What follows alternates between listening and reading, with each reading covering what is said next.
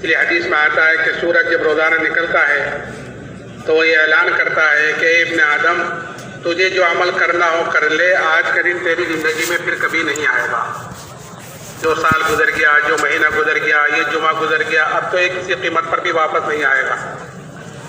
اس لیے ہم اپنی زندگی کو قیمتی بناویں عملوں کے اندر لگ کر، اس لیے کہ عمل ہی ایک ایسی چیز ہے جو انسان کے ساتھ اس کی زندگی میں اور انسان کے ساتھ اس کے مرنے کے بعد اس کی قبر میں اور یہاں تک کہ اس کا جو فیصلہ ہونے والا ہے وہ اس کے اعمال ہی کے اوپر ہونے والا ہے، اچھے ہوں کہ برے ہوں، اسی پر اس کا فیصلہ ہونا ہے۔ اور اسی سے عمل ہی سے انسان کے بندے بگڑنے کا بھی تعلق ہے کہ عمل سے زندگی بنتی ہے جنت بھی جہنم بھی، کہ خاکی اپنی فطرت میں نہ نوری ہے نہ ناری ہے۔ انسان کے بندے بگڑنے کا تعلق دنیا کی کسی چیز سے نہیں ہے، بلکہ انسان کے بننے اور بگڑنے کا تعلق انسان کے اعمال سے ہے۔ اگر انسان کے اعمال بنے تو ماحول بنا، اور اگر انسان کے اعمال خراب ہوئے تو ماحول خراب ہوا۔ آج جو چاروں طرف یہ کہا جا رہا ہے کہ حالات خراب ہے، ماحول خراب ہے، حالات خراب ہے، ماحول خراب ہے، کہ حالات اور ماحول کیا چیز ہے؟ کہ یہ انسان کے اعمال ہیں، کہ انسان کے بدن سے نکلنے والے اعمال خراب ہیں، اس لیے ماحول خراب ہے۔ اور یہ حالات اور یہ ماحول، یہ اس کا تعلق اللہ کے فیصلوں سے ہے، اور اللہ کے فیصلوں کا تعلق انسان کے اعمال سے ہے، کہ جیسے انسان کے اعمال اوپر جاتے ہیں ویسے اللہ کی طرف سے فیصلے نیچے آتے ہیں۔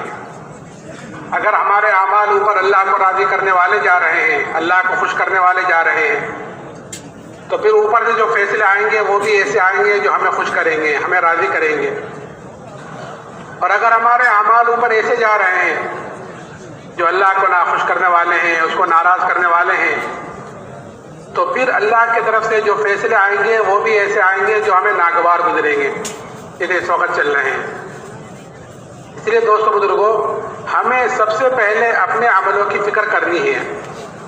اور اعمال کہتے ہیں کہ انسان کی جو 24 گھنٹے کی زندگی ہے، انسان کا کھانا پینا، چلنا اٹھنا بیٹھنا، دیکھنا سننا، سوچنا سونا، کمانا خرچ کرنا، شادی بیاہ، جو انسان کر رہا ہے، کہ یہ اس کے اعمال کہلاتے ہیں۔ یہ اعمال، یہ چیزیں ہماری ٹھیک ہو جائیں، اس لیے کہ یہی چیزیں غیر بھی کرتے ہیں، جو اللہ کو نہیں مانتے وہ بھی یہی کام کرتے ہیں، سارے کام، اور یہی کام مسلمان بھی کرتا ہے۔ فرق اتنا ہے ان کے اور ہمارے کرنے میں کہ ہمیں طریقہ بدلایا گیا ہے جناب رسول اللہ صلی اللہ علیہ وسلم کے ذریعے سے، لقد کان لکم فی رسول اللہ اسوۃ حسنہ، کہ تمہارے لیے زندگی گزارنے کا جو بہترین نمونہ ہے وہ تمہارے نبی کی زندگی ہے۔ اور حضور حضرت صلی اللہ علیہ وسلم نے پیدائش سے لے کر موت تک ہر موقع کی دعا بتلائی، ہر موقع کا طریقہ بتلایا ہے کہ ہماری زندگی اور ہمارے اعمال اس کے مطابق ہو جاوے تو یہ اعمال اللہ کے ہاں قیمتی بنیں گے۔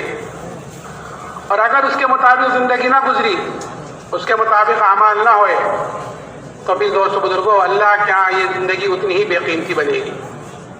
اس لیے ہمیں اللہ تعالیٰ اس زندگی کی قدر کرنے کی توفیق نصیب فرماوے۔ میرے محترم بزرگوں، دوستو، ہر انسان کے ساتھ 2 نسبتیں لگی ہوئی ہیں، اور نسبت جتنی بڑی ہوتی ہے، جتنی اعلیٰ ہوتی ہے، کہ ذمہ داری بھی اتنی ہی بڑی ہوتی ہے۔ جتنی اونچی نسبت اتنی بڑی ذمہ داری۔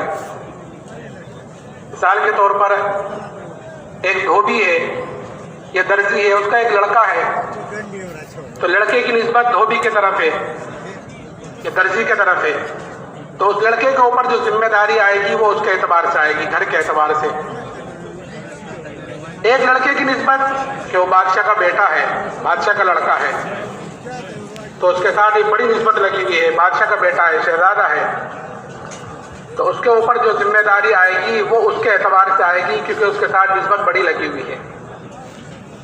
ایسے ہی ہمارے ہر ایک کے ساتھ 2 نسبتیں لگی ہوئی ہیں، بڑی نسبتیں ہیں، کہ پہلی نسبت کہ ہر انسان سب سے پہلے اللہ کا بندہ ہے، ہر انسان عبداللہ ہے، اللہ کا بندہ، یہ پہلی نسبت ہے۔ دوسری نسبت کہ ہر انسان جناب رسول اللہ صلی اللہ علیہ وسلم کا امتی ہے، یہ دوسری نسبت ہے۔ تو اللہ کا بندہ ہونے کے ناطے ہر انسان کی پہلی ذمہ داری یہ ہے کہ اپنی ذات سے دیندار بن کر زندگی گزارے، اپنے اللہ کو پہچانے، کہ اس کو پہچان کر اس کے مطابق زندگی گزارے۔ اور نبی کا امتی ہونے کے ناطے کہ جو چیز اپنے پاس ہے، جو کام اپنے پاس ہے، جو چیز اپنے پاس ہے، جو دین اپنے پاس ہے، اس کو دوسروں تک پہنچاوے، یہ ہر ایک کی ذمہ داری ہے۔ بلغوا عنی ولو آیا، فرمایا کہ چھوٹا عمل بھی ہو، چھوٹی چیز بھی ہو کہ وہ دوسروں تک پہنچاؤ۔ اگر کوئی ان دونوں ذمہ داریوں کو پورا کر رہا ہے تو دوستو بزرگوں، اللہ کے ہاں اس کی قدر ہے، اللہ کے ہاں اس کی حیثیت ہے۔ اور اگر کوئی ان دونوں ذمہ داریوں کو پورا نہیں کر رہا ہے تو اللہ کے ہاں اتنا ہی بے قیمت ہے، اللہ کے ہاں اتنا ہی بے حیثیت ہے۔ اور اگر کوئی ان دونوں ذمہ داریوں میں سے ایک ذمہ داری کو پورا کرے اور ایک کو پورا نہ کرے، تب بھی یہ پکڑ کا ذریعہ ہوتی ہے۔ یہ دونوں ایک ساتھ ہیں، دونوں نسبتیں اور دونوں ذمہ داری ایک ساتھ ہیں کہ ایک کو پورا کرے، اپنی ذات سے دیندار بنا، نمازوں میں، روزوں میں اور دوسرے چیزوں میں کہ اپنی ذات سے دیندار بن کر زندگی گزاری، لیکن دوسروں کی فکر نہ کری کہ یہ ایک ذمہ داری کا پورا کرنا یہ بھی پکڑ کا ذریعہ ہے۔ ایک مرتبہ اللہ تعالیٰ نے حضرت جبرائیل کو حکم دیا کہ جبرائیل فلاں بستی پر جاؤ اور اس بستی کو اوپر تک اٹھاؤ اور اوپر تک اٹھا کر اس کو نیچے دے کر مار دو۔ حضرت جبرائیل نے کہا کہ اے اللہ، اس میں تو ایک طرح فلاں بندہ ہے جو تیری عبادت کرتا ہے، تیری نافرمانی نہیں کرتا، فرما برداری میں لگا رہتا ہے۔ اللہ نے فرمایا کہ اس کے سمیت اس بستی کو اٹھاؤ اور اس کے سمیت پٹک دو۔ کیوں؟ اس لیے کہ میرے احکامات دنیا میں ٹوٹ رہے تھے، میری نافرمانی ہو رہی تھی اور اس کے ماتھے پر پل تک نہیں آیا، وہ اپنی عبادت میں لگا رہا۔ تو ایک ذمہ داری تو پوری کر رہا تھا کہ اپنی ذات سے تو دیندار تھا لیکن دوسروں کی فکر نہیں کی۔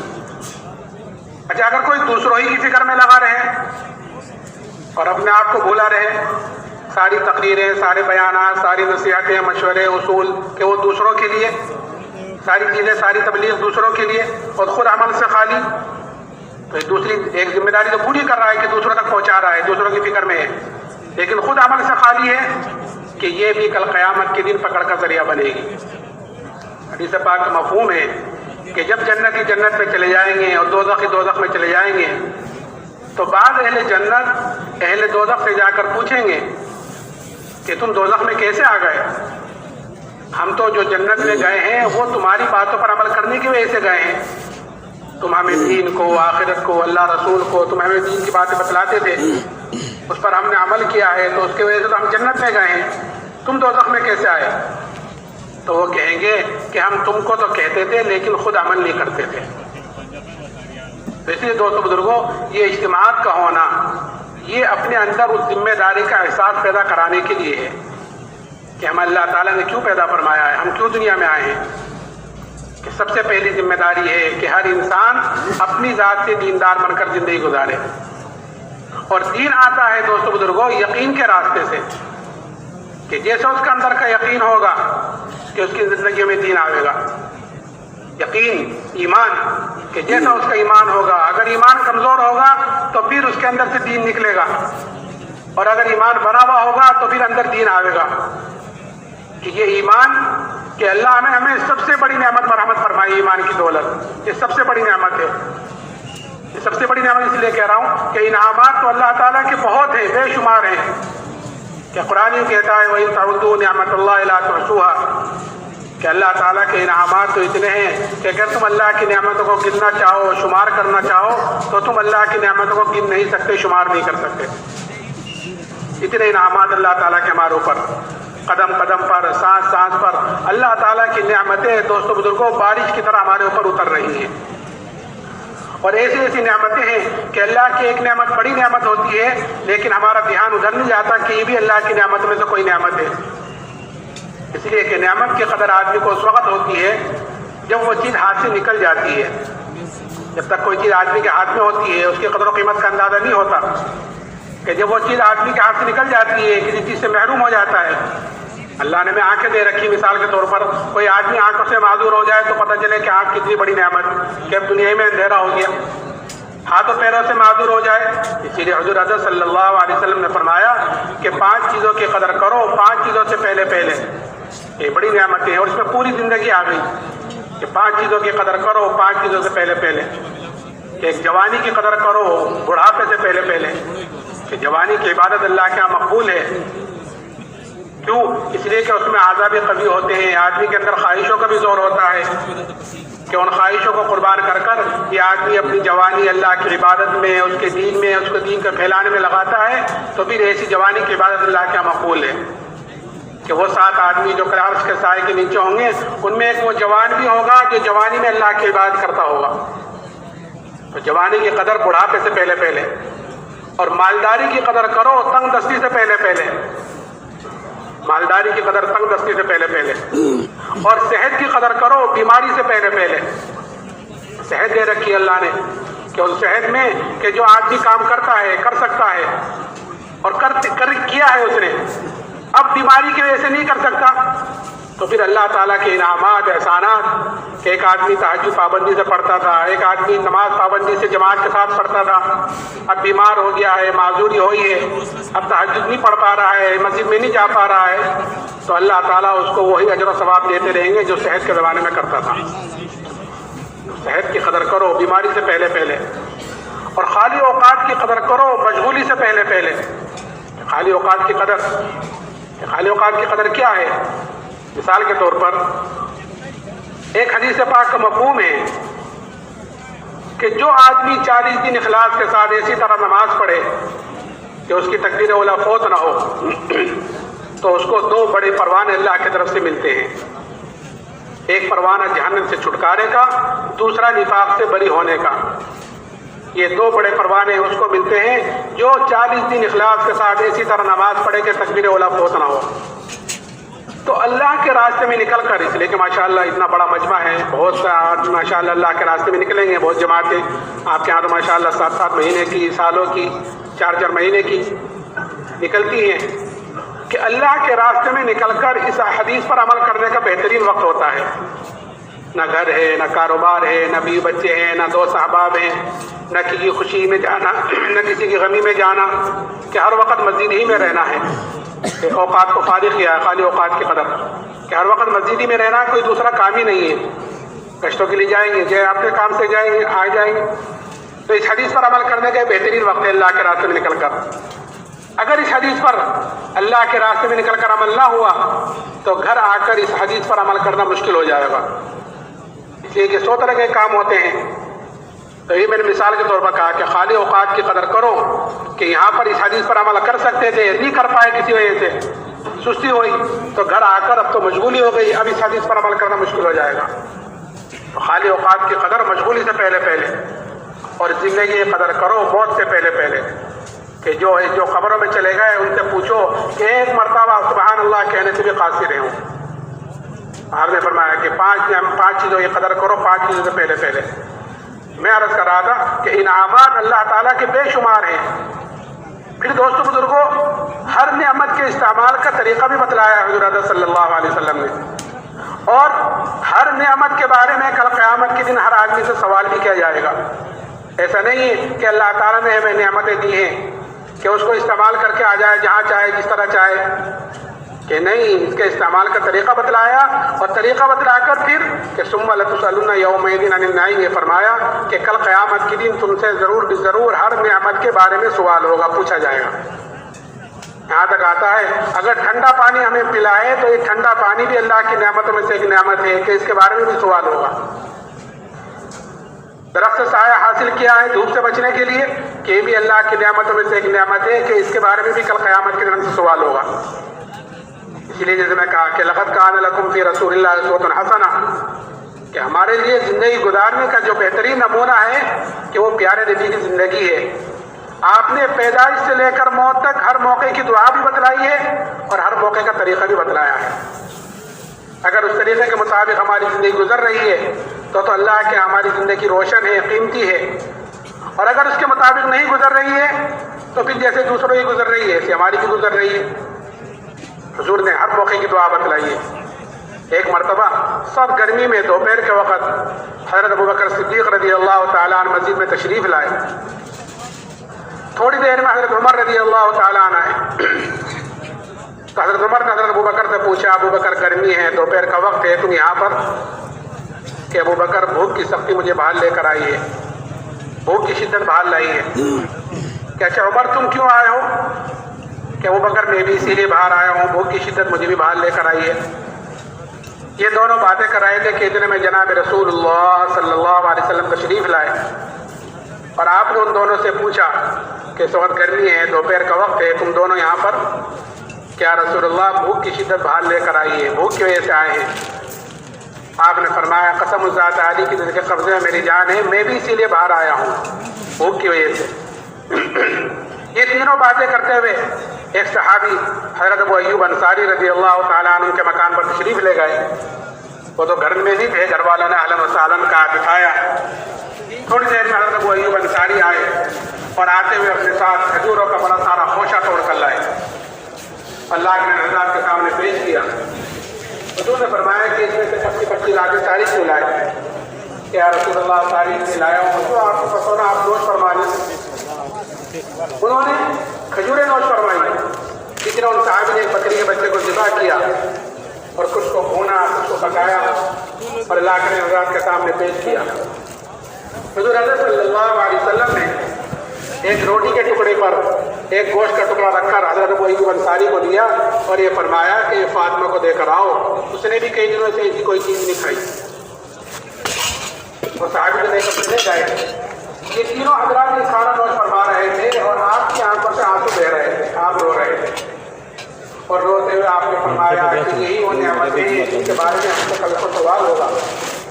اللہ نے گوشت کھلایا, روٹی کھلائی, کھجوریں کھلائیں. جب آپ نے بات فرمائی تو یہ بات ان دونوں ساتھی پر بڑی شاک گزری. کیا رسول اللہ ایک چیز کی مشقت اور اتنی بھوک کے بعد حاصل ہوئی ہے, اس کے بارے میں بھی سوال ہوگا؟ آپ نے فرمایا کہ ہاں اس کے بارے میں بھی سوال ہوگا. پھر آپ نے اس کے استعمال کا طریقہ بتلایا. جو میں کہنا چاہ رہا ہوں نا کہ حضور حضرت صلی اللہ علیہ وسلم نے پیدائش سے لے کر موت تک ہر موقع کی دعا اور ہر موقع کا طریقہ بتلایا ہے. پھر آپ نے فرمایا کہ بسم اللہ پڑھ کر شروع کرو اور جب کھا چکو تو الحمدللہ الذی اشبعنا وانعم علینا وافضل پڑھ لو گے تو پھر اس نعمت کی پکڑ سے بچ جاؤ گے. دوستو بزرگوں, انعامات اللہ تعالیٰ کے بے شمار ہیں, لیکن ان تمام نعمتوں میں جو سب سے بڑی نعمت اللہ تعالیٰ نے مجھے اور آپ کو مرحمت فرمائی ہے وہ ایمان کی دولت ہے. اس سے بڑی کوئی نعمت نہیں ہے. اس لیے کہ اللہ نے دنیا کی کسی چیز پر بھی کامیابی ناکامی کا دار و مدار نہیں رکھا ہے. مال پر, اکثریت پر, اسباب پر, چیزوں پر, کسی پر بھی کامیابی کا دار و مدار ناکامی کا دار و مدار نہیں رکھا کہ یہ چیز ہوں گی تو کامیاب ہوں گے اور یہ چیز نہیں ہوں گی تو ناکام ہو جائیں گے. کہ نہیں, اللہ نے کامیابی ناکامی کا دار و مدار ایمان اور اعمال صالحہ پر رکھا ہے. اس لیے میں نے کہا کہ اللہ نے ہمیں سب سے بڑی نعمت مرحمت فرمائی. لیکن بہت سے لوگ ایسے ہیں کہ جو ایمان لانا چاہتے ہیں لیکن ایمان نہیں لا پا رہے ہیں. یہ ایمان ہمیں اللہ نے بغیر محنت کے, بغیر مجاہدے کے, بغیر قربانیوں کے ہمیں اللہ تعالیٰ نے مرحمت فرمایا. اور جو چیز آدمی کو بغیر محنت بغیر مجاہدے کی ملتی ہے آدمی کے اندر اس کی قدر و قیمت کم ہوتی ہے بنسبت اس کے جو چیز آدمی محنت کر کر حاصل کرتا ہے. جس چیز پر آدمی کا جان مال وقت لگتا ہے, جس چیز کے لیے آدمی قربانی دیتا ہے کہ اس کی قدر و قیمت آدمی کے اندر زیادہ ہوتی ہے. اور جو بغیر اس کی ملتی ہے کہ اس کی قدر و قیمت کم ہوتی ہے. کیونکہ ایمان کیونکہ ہمیں بغیر محنت مجاہدے کے ملا ہوا ہے. جیسے کہتے ہیں وراثت میں کوئی چیز مل گئی کہ خاندان مسلمان, دادا مسلمان, باپ مسلمان, ہم مسلمان ہیں, گھر میں پیدا ہوئے الحمدللہ ہم بھی مسلمان. اس لیے ہمارے اندر اس ایمان کی قدر و قیمت کم ہے. اس لیے جناب رسول اللہ صلی اللہ علیہ وسلم نے ایمان کی کیا قدر و قیمت ہے اللہ کے ہاں, ایمان کی کیا حیثیت ہے اللہ کے ہاں کہ اس کو بتلایا اور صحابہ کے اندر اس چیز کو اتارا. کہ کیا قدر بتلائی, کہ یہ قدر بتلائی ایمان والے کی کہ جب تک ایمان والا اس دنیا میں موجود رہے گا کہ اللہ کا یہ قدر ہے کہ اللہ اللہ کہنے والا موجود رہے گا, اللہ تعالیٰ اس سات و زمین آسمان کے نظام کو باقی رکھے گا ایک ایمان والے کی وجہ سے. یہ میری اور آپ کے اللہ کے یہاں قدر ہے. ہم نے ہر چیز کی قیمت کو سمجھا ہے، اگر نہیں سمجھا ہے تو اپنی قیمت کو نہیں سمجھا۔ ایمان والے نے اپنی قیمت کو نہیں سمجھا، ہر چیز کی قیمت کو سمجھا۔ آج انسان کی کل قیمت ختم ہو گئی۔ یہ قدر بتلائیے کہ اگر ایمان والا نہیں ہے، پھر چاہے دنیا انسانوں سے بھری ہوئی ہو، کہ پھر اللہ کو اس دنیا کی کوئی ضرورت نہیں، اللہ اس کو ختم کرے گا، کہ اس کا وجود ہی ایمان والے کی وجہ سے ہے۔ اور قیمت کیا بتلائی کہ اگر رائے کے دانے کے برابر بھی ایمان کو بچا کر لے گا اس دنیا سے، تو اللہ تعالیٰ اس دنیا سے 10 گنی بڑی جنت میں رحمت فرمائے گا۔ اب جس کا ایمان جتنا اونچا ہوگا، جس کا ایمان جتنا اعلیٰ ہوگا، کہ کل قیامت کے دن اس کی اتنی بڑی جنت ہوگی۔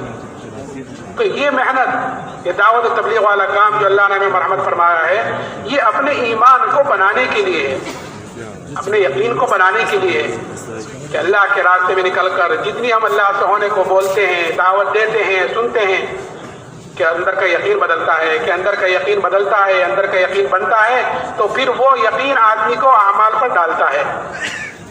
آج عملوں کا جنازہ نکلا ہوا ہے اور اعمال صحیح نہیں نکل رہے ہیں، اس کی وجہ کیا ہے؟ کہ اندر کا بگاڑ ہے۔ تو دعوت کے ذریعے سے ہمیں اپنے اندر کے یقین کو بدلنا ہے، ہمیں اپنے ایمان کو بنانا ہے، ایمان کی قدر و قیمت اندر اتارنی ہے۔ یہ صحابہ کے اندر کہ ایمان کی قدر و قیمت اتری، اور پھر آدمی کے اندر جب کسی چیز کی قدر و قیمت اتر جاتی ہے تو پھر آدمی اس کے لیے اپنی ساری چیز جھونک دیتا ہے، اپنی جان، اپنا مال، اپنا وقت، کہ اور اس کے لیے ہر چیز کی قربانی دینے کو تیار ہو جاتا ہے جس چیز کی قدر و قیمت آدمی کے اندر اتر جاتی ہے، اور ہر تکلیف اور مصیبت کو برداشت کرتا ہے اس کے لیے۔ صحابہ اکرام رضی اللہ عنہم اجمعین کے اندر ایمان کی قدر و قیمت اتر گئی تھی، اس لیے ہر تکلیف کو، ہر مصیبت کو اور ہر حالات کو انہوں نے ایسے برداشت کر لیا جیسے کوئی بات ہی نہ ہوئی ہو۔ قصے ہم تعلیم کے ذریعے سے صحابہ کے قصے ہم سنتے رہتے ہیں فضائل میں، لیکن دوستو بزرگوں، یہ قصے خالی سننے سنانے کے لیے نہیں ہوتے، بلکہ یہ قصے تو اس لیے ہوتے ہیں کہ ہم ان قصوں کو سنیں اور ان قصوں سے اثر لینے والے بنے، کہ کہاں صحابہ کا ایمان تھا، کیسا صحابہ کا ایمان تھا۔ اگر ہم اپنے ایمان کو صحابہ کے ایمان کے مقابلے میں رکھ کر دیکھیں تو ابھی ہمیں پتہ چلے کہ ہم ایمان کے مقابلے میں کتنے کمزور ہیں۔ آج مسلمان چھوٹی چھوٹی چیزوں پر اپنے ایمان کو بیچ دیتا ہے، چھوٹی چھوٹی چیزوں پر اپنے ایمان کے تقاضوں کو پیچھے ڈال دیتا ہے، کیونکہ ایمان کی قدر و قیمت کم ہے۔ صحابہ نے ہر حال میں جہاں ہوئے، جس طرح ہوئے، کہ ایمان کے تقاضوں کو مقدم رکھا ہے، اور ہر حال میں اپنے ایمان کو بچایا ہے، اور ہر تکلیف، ہر مصیبت جو آئی ایمان کے مقابلے میں اس کو برداشت کیا ہے۔ ایک صحابی حضرت خباب رضی اللہ تعالیٰ عنہ، حضرت عمر رضی اللہ تعالیٰ نے ان سے پوچھا کہ خباب، ان تکالیف کی تفصیل بتلاؤ جو ایمان کی وجہ سے تم پر آئی ہیں، جو حالات تم پر ایمان کی وجہ سے آئے ہیں۔ صحابہ پر حالات آئے ہیں جب ایمان لائے ہیں، تو جو حالات ایمان کی وجہ سے تم پر آئے ہیں ان حالات کی ذرا کارگزاری سناؤ، تفصیل بتلاؤ۔ تو حضرت خباب نے کہا، امیر المومنین آپ ذرا میری کمر دیکھیں۔ جب کمر دیکھی تو فرمایا کہ خباب ایسی کمر تو کسی کی نہیں دیکھی آج تک جیسی تمہاری ہے۔ تو حضرت خباب نے فرمایا، امیر المومنین مجھے تو آگ کے انگاروں پر لٹا کر گھسیٹا جاتا تھا، اور میری چربی سے، میرے خون سے آگ بجھتی تھی۔ کہیں کی وجہ سے؟ کہ ایمان کی وجہ سے۔ ایک عورت کے غلام تھے، جب اس کو یہ پتہ چلا کہ جناب رسول اللہ صلی اللہ علیہ وسلم سے ملتے ہیں تو سریے کو گرم کر کر اس سے ان کے بدن کو داب دیتی تھی کہ یہ تو ایمان میں پھر جاویں، نہیں تو یہ تکلیفیں برداشت کریں۔ تو ان تکالیف کا برداشت کرنا آسان ہوا، تو ان تکالیف کو برداشت کرتے رہے، لیکن ایمان اپنی جڑ مضبوط پکڑ چکا تھا، اس لیے ایمان سے نہیں ہٹ سکے۔ اور پھر اتنا ہی نہیں، جب فتوحات کا دروازہ کھلا اللہ کی طرف سے، اس لیے کہ مومن کی علامت بتلائی گئی ہے کہ مومن ایمان والا جو کام کرتا ہے، نماز پڑھی ہے، روزہ رکھا ہے، اللہ کے راستے میں سودا آپ لوگ نکلے ہوئے ہیں، قربانی دے رہے ہیں، بہت ساری چیزیں ہوتی ہیں، راحت آرام کی بھی قربانی ہوتی ہے، پیشاب وضو کرنے میں جاتے ہیں تو وہاں قربانی دینی پڑتی ہے، تکلیف ہوتی ہے، ساری چیزیں ہیں۔ اللہ تعالیٰ آپ کی اس چیزوں کو قبول فرماوے اور ہم سب کے لیے اور پورے عالم کے لیے اس اجتماع کو ہدایت کا ذریعہ فرماوے۔ تو مومن جو عمل کرتا ہے، جو نیک عمل کرتا ہے، وہ اس کا بدلہ دنیا میں نہیں چاہتا۔ آپ لوگ کر رہے ہیں کہ الحمدللہ اللہ کے لیے کر رہے ہیں۔ جو مومن جو عمل کرتا ہے وہ اخلاص کے ساتھ کرتا ہے، اپنے اللہ کو راضی کرنے کے لیے، کوئی دیکھ رہا ہے نہیں دیکھ رہا ہے، کوئی خوش ہے نہیں خوش ہے، کہ اس کی پرواہ نہیں ہے کہ ان چیزوں میں، ان قربانیوں میں، ان حالات میں، ان اعمال سے میرا اللہ مجھ سے راضی ہو جاوے. یہی مقصد ہے اور یہی مقصد ہونا بھی چاہیے. اگر یہ مقصد نہیں ہے تو پھر کل قیامت کے دن جس نے جو عمل جس کے لیے کیا ہوگا کہ کل قیامت کہا جائے گا کہ جس نے جو عمل جس کے لیے کیا ہے وہ بدلہ اسی سے جا کر لے لے.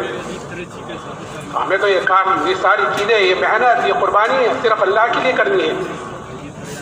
مومن اپنے نیک عمل کا بدلہ کہ ایک تو دنیا میں نہیں چاہتا، اور جو کام کرتا ہے اپنے اللہ کو راضی کرنے کے لیے، کسی کی پرواہ نہیں کرتا. اس لیے حضور اقدس صلی اللہ علیہ وسلم نے حضرت ابو ذر رضی اللہ تعالیٰ عنہ سے فرمایا تھا کہ ابو ذر، اللہ کے معاملے میں اللہ کا حکم ہے کہ اس کے معاملے میں کسی ملامت کرنے والے کی ملامت کی پرواہ نہ کرنا. کیا حکم ہے اللہ کا کہ وما آتاکم الرسول فخذوہ وما نہاکم عنہ فانتہوا، کہ جو کچھ تم کو تمہارے نبی دیں اسے لے لو، اور جس سے تمہیں تمہارا نبی روکے اس سے رک جاؤ. تو حضور حضرت صلی اللہ علیہ وسلم نے زندگی گزارنے کا طریقہ بتلایا ہے. تو اس طریقے میں کہ کسی ملامت کرنے والے کی ملامت کی پرواہ نہ کریں کہ اگر ہم شادی ایسے کریں گے تو لوگ کیا کہیں گے، اگر میں گھر ایسا نہ بناؤں گا تو لوگ کیا کہیں گے، اگر میں اس طرح زندگی نہ گزاروں گا تو لوگ کیا کہیں گے. کہ نہیں، میرے نبی نے مجھے طریقہ بتلایا ہے اور ایسا طریقہ بتلایا ہے. اللہ اکبر. ایک مرتبہ ایک کافر ایک صحابی کے پاس آیا اور آ کر کہا طنز کے طور پر کہ تمہیں تمہارے نبی نے پیشاب وغیرہ استنجا کرنے کا بھی طریقہ بتلایا ہے. یعنی مذاق کے طور پر، طنز کے طور پر جسے کہتے ہیں نا، کہ طنز کے طور پر اس نے کہا کہ تمہیں تمہارے نبی استنجا کرنے کا طریقہ بھی بتلاتے ہیں، پیشاب کرنے کا طریقہ بھی بتلاتے ہیں. تو انہوں نے فخر کے طور پر کہا کہ ہاں، ہمارے نبی نے تو ہمیں استنجا کرنے کا بھی طریقہ بتلایا ہے. میں نے کہا نا کہ حضور حضرت صلی اللہ علیہ وسلم پیدائش سے لے کر موت تک ہر موقع کی دعا اور طریقہ بتلا کر گئے ہیں. تو انہوں نے فخر کے طور پر کہا کہ ہاں، ہمارے نبی نے تو ہمیں استنجا کرنے کا بھی طریقہ بتلایا ہے. تو مومن جو عمل کرتا ہے وہ اپنے اللہ کو راضی کرنے کے لیے کرتا ہے، اور جو عمل کرتا ہے اس کا بدلہ وہ دنیا میں نہیں چاہتا، اس لیے کہ اس کو پتا ہے یہاں جو ملے گا وہ وقتی ملے گا اور تھوڑا ملے گا، اور آخرت میں جو ملے گا کہ وہ ہمیشہ کے لیے ملے گا اور دنیا سے بہت زیادہ ملے گا. اسی لیے جب فتوحات کا دروازہ کھلا اللہ کی طرف سے تو صحابہ کرام رضی اللہ عنہم اجمعین اس پر رویا کرتے تھے کہ ان تکالیفوں کا اور ان مشقتوں کا بدلہ کہیں ہمیں دنیا ہی میں تو نہیں مل رہا ہے. یہ جو فتوحات ہو رہی ہیں کہیں ہمیں بدلہ دنیا ہی میں تو نہیں مل رہا ہے، لیکن یہاں تو ملے گا تو وقتی ملے گا اور تھوڑا ملے گا، اور آخرت میں جو ملے گا وہ کہ ہمیشہ کے لیے ملے گا اور دنیا سے بہت زیادہ ملے گا. تو میں عرض کر رہا تھا کہ صحابہ کرام رضی اللہ عنہم اجمعین نے اس ایمان کے لیے ہر تکلیف اور مصیبت کو برداشت کیا، اور پھر جب فتوحات کا دروازہ کھلا تو اس پر بھی پریشان ہوئے. اور جو ایمان کے مقابلے میں کوئی چیز آئی ہے کہ اس کو بھی قربان کیا ہے. ایک صحابی حضرت اللہ ابن حذافہ رضی اللہ تعالیٰ عنہ، ان کو روم کی فوج نے قید کیا اور قید کر ان کو بادشاہ کے سامنے حاضر کیا. بادشاہ نے ان کے اوپر نصرانیت کو پیش کیا کہ تم نصرانی ہو جاؤ تو میں آدھی بادشاہ تم کو دے دوں گا.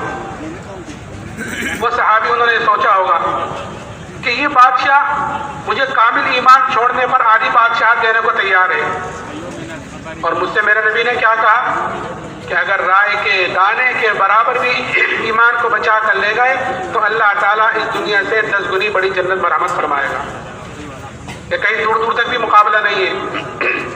تو اسی وقت جواب دیا آدھی بادشاہت نہیں، اگر پوری بادشاہت دے، اور پوری بھی نہیں، عرب کی جتنی بادشاہت ہیں سب کی سب دے، تب بھی میں پلک جھپکنے کے برابر ایمان کو چھوڑنے کو تیار نہیں ہوں. پلک جھپکنے کے برابر قربانی کہ بادشاہت آئی ہے تو اس بادشاہت کو قربان کیا ہے، مال آیا ہے تو مال کو قربان کیا ہے ایمان کے مقابلے پر.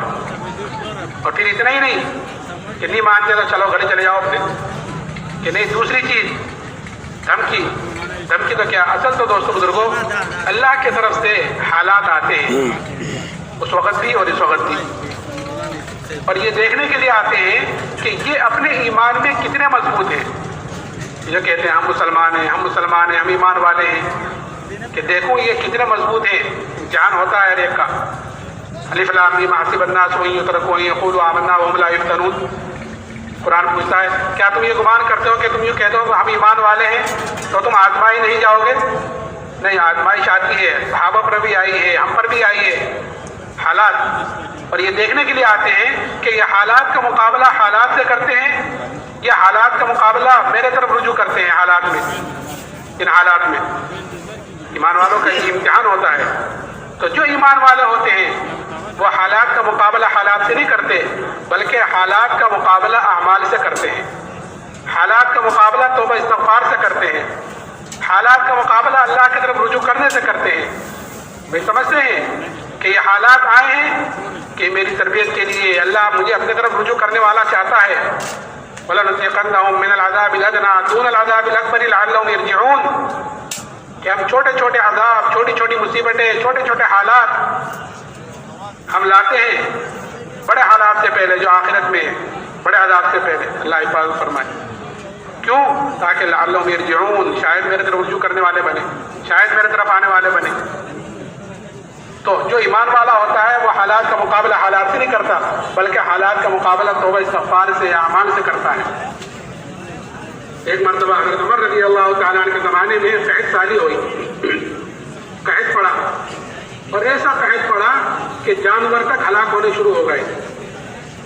حضرت عمر رضی اللہ تعالیٰ نے شام سے اور مصر سے ادھر سے ادھر سے غلے منگائے، غلے آئے، آ کر ختم ہو گئے، لیکن قحط سالی ختم نہیں ہوئی۔ ایک صحابی نے بکری ذبح کی، اس بکری کے اندر سے نہ خون نکلا نہ گوشت نکلا، خالی ہڈی ہڈی نکلی۔ وہ صحابی روتے ہوئے سو گئے۔ خواب میں زیارت کی جناب رسول اللہ صلی اللہ علیہ وسلم کی۔ آپ نے فرمایا کہ عمر سے میرا سلام کہنا اور یہ کہنا کہ تو بڑا عقل مند تھا، تجھے کیا ہوا؟ یہ صحابی اٹھے، اٹھ کر حضرت عمر کی خدمت میں گئے اور جا کر اپنا پورا قصہ سنایا، خواب کا تذکرہ کیا۔ حضرت عمر نے فوراً مشورے والوں کو جمع کیا اور مشورے میں بات رکھی کہ ایک صحابی نے ایسے خواب دیکھا ہے۔ تو مشورے میں بات آئی کہ امیر المومنین، جہاں سے قحط سالی آئی ہے ہم اسی کی طرف رجوع کیوں نہیں کرتے؟ ہم شام سے مصر سے ادھر ادھر سے غلے منگا رہے ہیں، تو قحط سالی تو اللہ کی طرف سے آئی ہے، تو ہم اسی کی طرف رجوع کیوں نہیں کرتے؟ فوراً بات سمجھ میں کہ ہاں یہ چوک ہو رہی ہے۔ فوراً مدینے سے باہر گئے اور ابھی توبہ استغفار کر ہی رہے تھے کہ اسی وقت بارش شروع ہو گئی، قحط ختم ہوا۔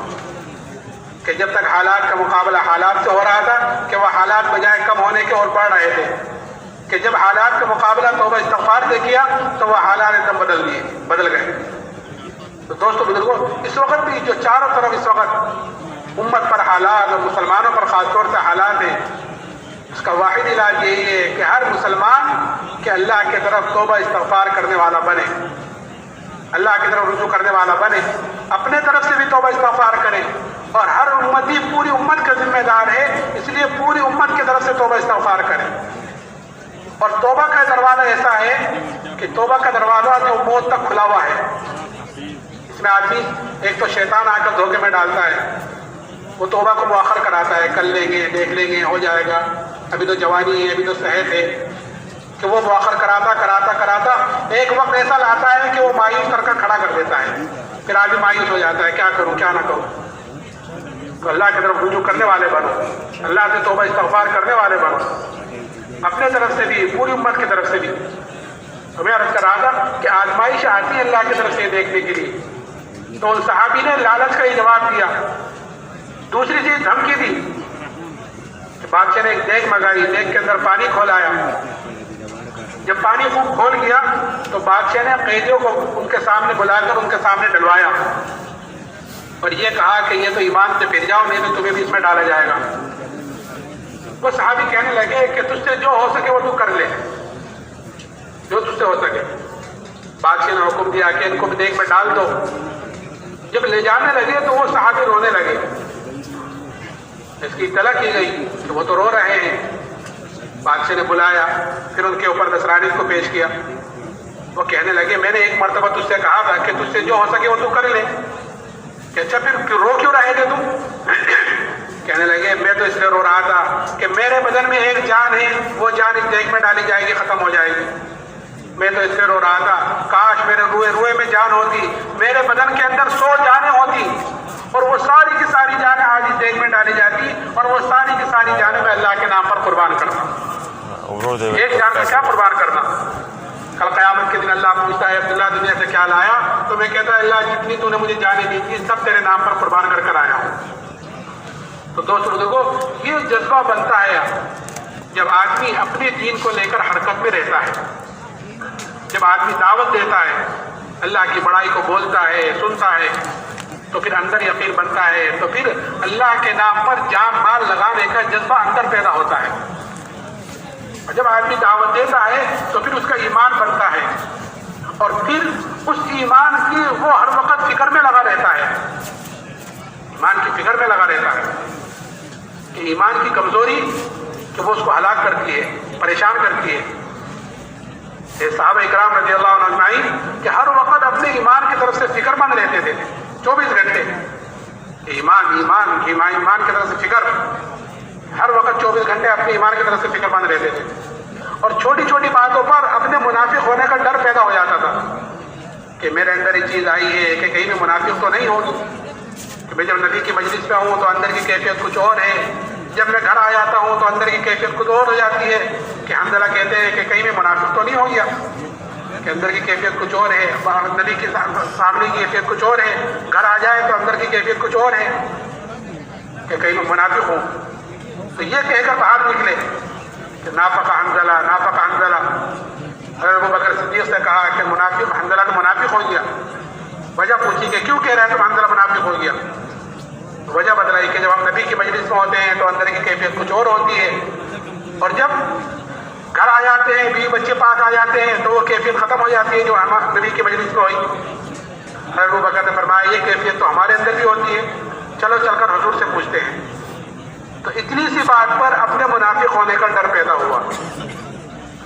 اس لیے دوستو بزرگوں، جو ایمان اللہ نے صحابہ کرام رضی اللہ عنہ اجمعین کو عطا فرمایا تھا، وہ ایمان اللہ نے مجھے اور آپ کو مرحمت فرمایا ہے.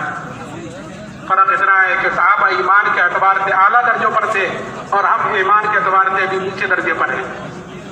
یہ دعوت تبلیغ والا کام، یہ اجتماعات کا ہونا، یہ اللہ کے راستے بھی نکلنا، یہ اپنے اندر اس چیز کا احساس پیدا کرانے کے لیے کہ اپنی ایمان کی کمزوری کا احساس پیدا ہو، اپنے دین کی کمزوری کا احساس پیدا ہو. آدمی کے اندر جب کسی چیز کا احساس پیدا ہو جاتا ہے تو پھر کسی کو کہنے سننے کی ضرورت نہیں ہوتی، آدمی خود ہی اس کی فکر میں لگتا ہے. جیسے ہمارے اندر دنیا داری کا احساس ہے، دنیا داری کا احساس ہے تو کسی کو کہنے کی سننے کی ضرورت نہیں ہے کہ میاں تم کل کام پر نہیں گئے تھے، اپنی ملازمت پر نہیں گئے تھے تو آج تو چلی جاؤ، کل تم نے دکان نہیں کھولی تھی تو آج تو کھول لو. کسی کو کہنے سننے کی ضرورت نہیں ہے، خود احساس ہے کہ میں نے کل بھی نہیں کھولی، پرسوں بھی نہیں کھولی، 3 دن چھٹی میں نکل گئے، کہ خود ہی جاتا ہے، فکر کرتا ہے. ایسے ہی اللہ کرے یہ احساس ہمارا ایمان کے اعتبار سے ہو جاوے، دین کے اعتبار سے ہو جاوے کہ میری نماز چھوٹ گئی تو اس کا غم ہو رہا ہے. اس نے فرمایا کہ جب تجھے دیکھ کے خوش کرے، گناہ غمگین کرے تو جان لے کہ تو مومن ہے. یہ مومن کی علامت بتلائیے کہ آج الحمدللہ سارے اعمال ہوئے ہیں کہ اندر سے خوشی ہو رہی ہے، اور آج کہ یہ وظیفہ چھوٹ گیا، یہ جماعت کی نماز چھوٹ گئی کہ اندر سے غم ہے کہ یہ ایمان کی علامت ہے. لیکن یہ جب آئے گی جب اندر بنا ہوا ہوگا ایمان، اور اگر اندر ایمان بنا ہوا نہ ہوا تو پھر دوستو بزرگوں اعمال کے جنازے نکلتے ہیں، نمازوں کے جنازے نکلتے ہیں. جیسے دیکھو آج کتنے مسلمان بھائی ہمارے ہیں جو نماز سے دور ہیں، کہ کیوں ہیں؟ کیونکہ اندر کا یقین بگڑا ہوا ہے. جب اندر کا یقین بگڑ گیا تو پھر نماز سے کامیابی کا یقین اس کے اندر سے نکل گیا. اس لیے ہمیں دعوت کے ذریعے سے اپنے اندر کے یقین کو بدلنا ہے. تو دعوت کے ذریعے سے اندر کے یقین کو بدلنا اور ذکر کے ذریعے سے اندر کی غفلت کو ختم کرنا. غفلتیں بھی ہمارے اندر ہیں، کوٹ کوٹ کر بھری ہوئی ہیں، اور ایسی ایسی غفلتیں ہیں، یعنی غفلتوں کی حد یہاں تک ہے کہ ایک آدمی اللہ کے گھر میں اللہ کے سامنے کھڑا ہوا ہے، یعنی نماز پڑھ رہا ہے، اور وہاں پر غافل ہے. کوئی کاروبار میں، کوئی کھیت میں، کوئی کہیں ہے، کوئی کہیں ہے. نماز پوری ہو گئی، اسی کے ساتھ سلام پھر گیا. یہ غفلت والی نمازیں ہیں، غفلت والی دعائیں ہیں، غفلت والے اعمال ہیں. اس لیے ہمارے بڑے 3 تسبیح صبح کو، 3 تسبیح شام کو دھیان سے جی لگا کر پڑھنے کے لیے بتلاتے ہیں، کیونکہ 2 چیزیں ہیں، ایک اللہ کو یاد کرنا، ایک اللہ کو یاد رکھنا. اصل ہے اللہ کو یاد رکھنا کہ 24 گھنٹے کی جو ہماری زندگی ہے کہ اس میں اللہ کا حکم میرے اوپر کیا اتر رہا ہے، اس میں نبی کا طریقہ کیا ہے، اصل تو یہ ہے. لیکن ہم اللہ کو کیا یاد رکھتے ہیں، ہم اللہ کو یاد کرنے والے بھی نہ رہے. اس لیے 3 تصویر دھیان سے جی لگا کر قبلے کی طرف منہ ہو کر باوضو ہو کر، اس لیے کہ اللہ کا ذکر اگر غفلت سے بھی لیں گے تب بھی کہ ثواب سے خالی، نفع سے تو خالی ہے ہی نہیں، ثواب تو اس پر مل ہی جائے گا، لیکن غفلت اپنی جگہ باقی رہے گی. اور اصل ہے غفلت کا ختم کرنا. اس لیے باوضو ہو کر قبلے کی طرف منہ ہو کر ایک ایک چیز پر غور کرتے ہوئے، ایک معنی پر غور کرتے ہوئے کہ ہم جتنا اللہ کا ذکر کریں گے اتنا ہی اللہ کا دھیان آئے گا، جتنا اللہ کا دھیان آئے گا اتنا ہی عملوں کے اندر جی لگے گا، مزہ آئے گا. کریں گے انشاءاللہ. اب تھوڑا سا وقت باقی ہے، عصر کے بعد کا وقت ہے، جمعہ کا مبارک دن ہے. ایک گھڑی اس میں اس وقت ایسی ہوتی ہے، اس میں دعائیں قبول ہوتی ہے. ہر آدمی اللہ کی طرف متوجہ ہو، اپنے لیے، پوری امت کے لیے ہدایت کی اور معافی کی درخواست کرے. اللہ تعالیٰ قبول فرماوے.